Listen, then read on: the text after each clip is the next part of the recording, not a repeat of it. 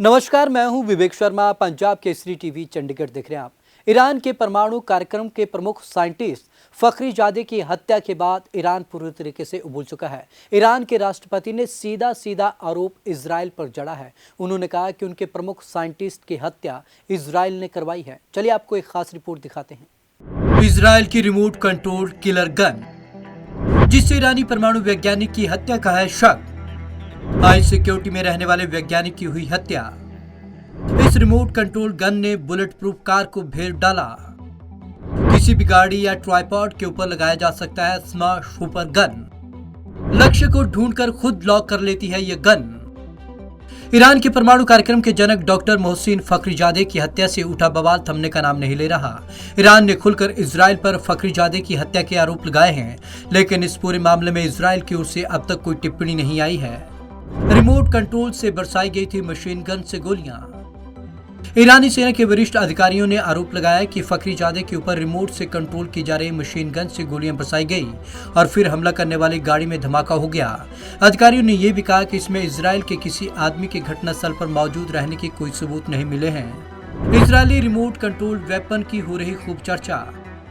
अब दुनिया भर में चर्चा है कि आखिर वह कौन सी गन है जिससे इतने खतरनाक तरीके से 24 घंटे हाई सिक्योरिटी में रहने वाले ईरानी वैज्ञानिक की हत्या कर दी गई। इस बंदूक की गोलियों ने बुलेट प्रूफ कहे जाने वाले वैज्ञानिक की कार तक को भेद दिया था। इसलिए लग रहे इजराइल पर आरोप।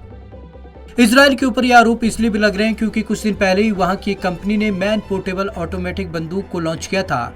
कंपनी ने दावा किया था कि यह बंदूक अपने आप लक्ष्य को स्कैन कर निशाने को लॉक कर सकती है, जिसके बाद दूर बैठा ऑपरेटर टैबलेट जैसी वायरलेस डिवाइस से जब चाहे तब फायर कर सकता है। ईरानी सेना के वरिष्ठ अधिकारी ने की पुष्टि। ईरान की सेना इस्लामिक रेवोल्यूशनरी गार्ड कॉर्प्स यानी कि IRGC के जनरल अली शम्स-खानी ने डॉक्टर मोहसिन फखरीजादे को सुपुर्द खाक करने के बाद दावा किया कि इसे रिमोट कंट्रोल मशीन गन के जरिए अंजाम दिया गया। असली शम्स-खानी ईरान की सर्वोच्च राष्ट्रीय सुरक्षा परिषद के सचिव भी हैं। वे इजराइल और अमेरिका के खुफिया एजेंसी से जुड़ी जानकारियों के प्रमुख के रूप में भी काम कर चुके हैं। ऐसे की गई ईरानी परमाणु वैज्ञानिक की हत्या। शम्स-खानी ने फखरीजादे के अंतिम संस्कार में कहा कि दुश्मन ने अपने लक्ष्य तक पहुंचने के लिए पूरी तरीके से नई पद्धति, शैली, पेशेवर और विशेष तरीके का इस्तेमाल किया।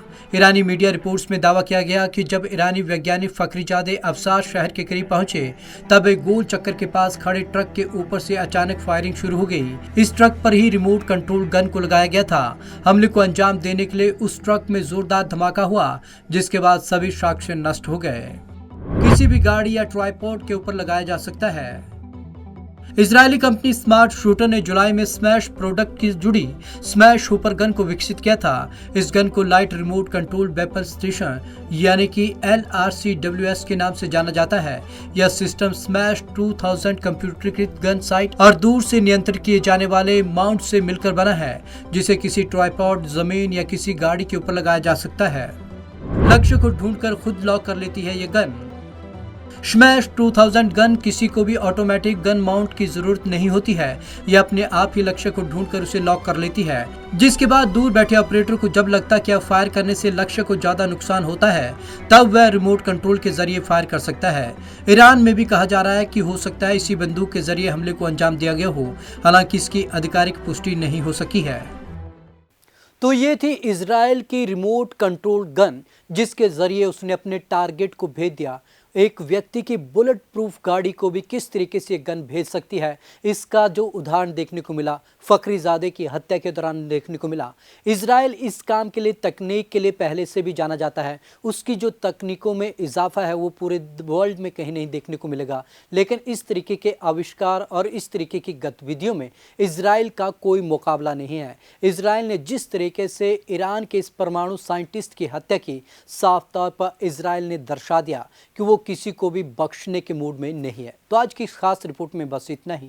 विवेक शर्मा को दीजिए इजाजत। नमस्कार।